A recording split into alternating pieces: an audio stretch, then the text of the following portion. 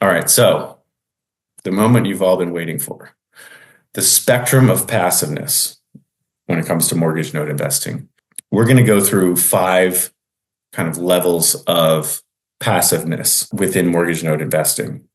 And I've got experience in all 5. I'm not an expert on everything within mortgage note investing. So many different creative ways to approach this.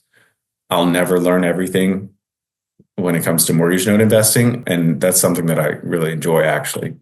There's always more to learn. So number 1, very passive, investing in a mortgage note fund. We're going to get into the details of that in a minute here.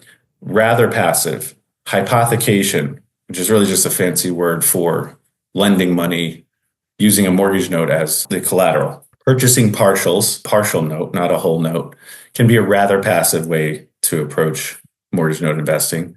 And then partnering in a joint venture or multiple joint ventures as the quote unquote money partner. Rather passive way of doing mortgage note investing. Somewhat passive would be purchasing performing notes. Buying 1 or 2 truly performing notes can be somewhat passive. There's a little bit of work, but it's not quite as passive as investing, buying shares of stock. Not as passive as buying stocks or bonds or investing in a mortgage note fund.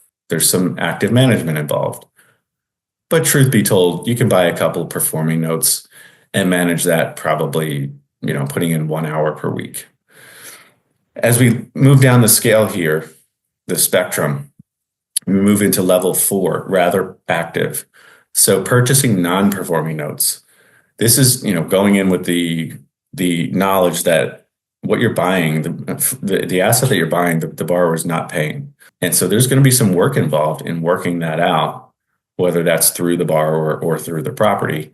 And then secondly, with this rather active level 4 is creating notes. Very active level 5 would be managing joint ventures. So where you're not the money partner per se, and you could be putting in some money. There are many ways to structure JV agreements, but where you're the day-to-day active manager, and if you're scaling that on any level, there's work involved, and it's very active. Dealing with foreclosures, different states, possibly bankruptcies, different vendors, servicers, etc. It's really critical that you're quite hands-on with that approach. That's not mailbox money. And then managing a fund is certainly very active.